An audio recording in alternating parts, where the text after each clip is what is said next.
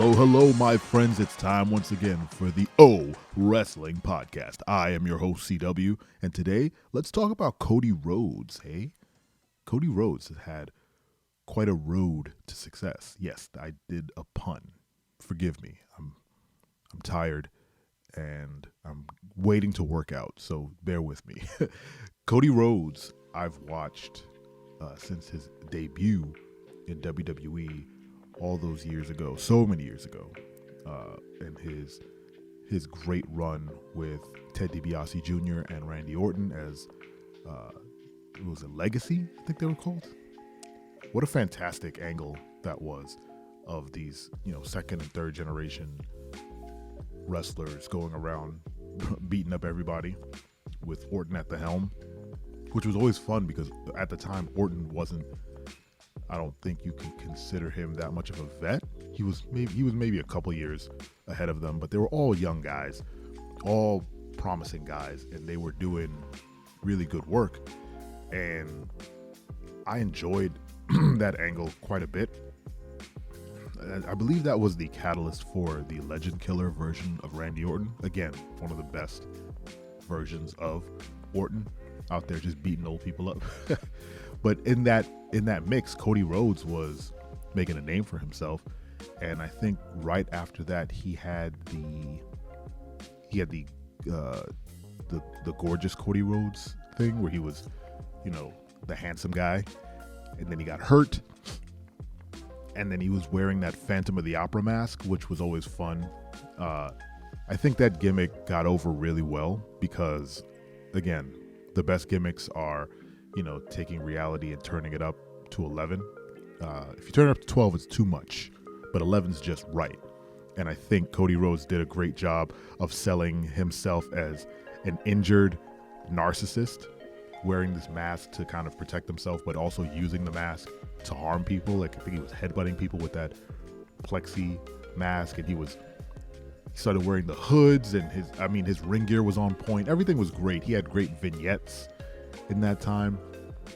And then came what I would think he considered the dark period, which was Stardust. Now, this might be the only reason I wanted to talk about Cody Rhodes. I was a fan of Stardust. Now, why? Because I'm a weirdo, and I enjoyed the strange, like, space nonsense he would spout. I enjoyed the fact that he was working with his brother. I think Goldust is a legend, regardless of how you may feel about some of his gimmick angles, because some of them were weird, like the Tourette's one was strange, but it was fun. Everything Goldust has ever done was fun, and having him sort of take Cody under and then kind of share this strange otherworldly gimmick was pretty fantastic. And I remember telling at Dad's First Time, go check out Dad's First Time on Twitch and YouTube at Dad's First Time. I remember telling him that Stardust was one of my favorite superstars at the time. He was not he was not a big fan of Stardust. I was. I loved his entrance. I loved his moveset, the makeup. When he was full Stardust, when he had the full getup, the full face makeup, I was in. I think his entrance was really fun. I loved his music. Everything about the angle was working for me. I really enjoyed it. I don't think Cody enjoyed it. I don't think it was a big part of his career that he looks back on. I wouldn't say fun. I don't know. I don't know how Cody thinks, but I don't know if he looks back on it fondly. But I know at the time, he was not having a good time, and you can read it on his face. There are a lot of moments, if you are able to go back and watch any Stardust matches, he was miserable. He was not having a good time. And I think he's said in interviews that was kind of like the catalyst. He saw that this was as far as he was going to go in the company at the time. Like, he hit that ceiling, and the ceiling was covered in Stardust makeup, and he was like, oh no, I can't do this forever. And you can tell right at the end, right before he left, that gimmick, when it was running its course, he simply stopped wearing stuff. Like, he was kinda in makeup, kinda not. Like, his gear got less and less like Gold Dusty and more just tights. He just stopped doing it.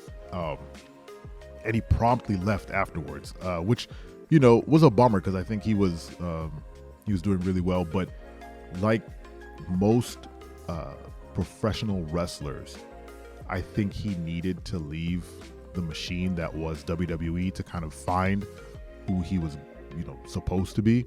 And, other performers kind of go to New Japan, or they go to Impact, or they travel and they get, more matches under their belt. They get more belts under their belt. They get more experience. They get more notoriety with different crowds. The wrestling's all over the world, folks. And they come back to WWE a brand new person, like Drew McIntyre. He left. He was a complete. If you go look back at old Drew McIntyre, you're like, that's the same guy that's out here swinging a sword. But Cody got to go out, do dates, do stuff in other territories. Territories. That's the oldest thing I've said so far. And then AEW came, and then he got a taste of what it was like to book, what it was like to be on top of a new promotion, and what it was like to kind of birth this wrestling promotion. And in the process, Cody became like a big thing, like a super big thing for like in like 20. When did AEW launch? 2020. They were doing like independent stuff before that, but in 2020 they launched, and they launched big, and then they just did their thing up until Cody decided to leave. And I think a lot of why he left was, again, that longing for the top spot in WWE. Now, that brings us kind of to today. I'm jumping a little bit over, his great Seth Rollins match when he returned. But the question I think everyone is asking is, one, when is he going to return? Which I think is this coming January, right before Rumble, I would assume. And two, what does that mean for Roman Reigns and kind of the title scene moving forward? I don't know if he's going to jump into the title scene right away. I don't know anything. But I think he's going to pick up. I think he said he's going to pick up where he left off with Seth Rollins, which I don't know if that's the right move, but it might be just like for tune-up. Seth and Cody can put on some bangers, so maybe that is the right move. Just get him back in the ring, get him acquainted with the high, the WWE high level stuff that he's so accustomed to doing. And Seth is a great dance partner for damn near anybody. The man can put on fantastic matches. Definitely had a fantastic year for Seth Rollins in 22. But then, here comes the Royal Rumble. There's going to be a lot of surprises in that.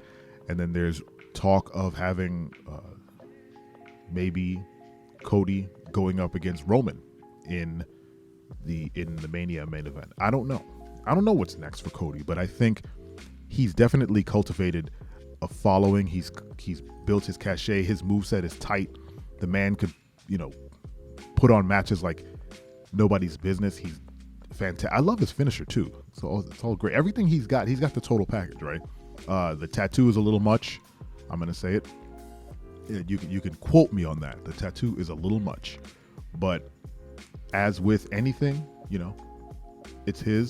it's on his body, not on mine.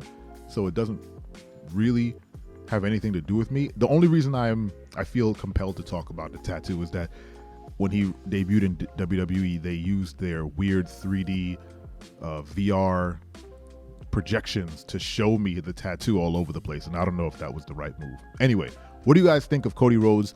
What do you think he's going to do when he comes back? Let me know in the comments. Make sure to hit the bell so you get notified when new videos go up, or subscribe to the podcast on any and all podcasting platforms. Tell your friends, tell your mama, tell everybody about this 10-minute wrestling podcast. Thank you so much for listening. I appreciate you more than you know. And remember, I am your friend.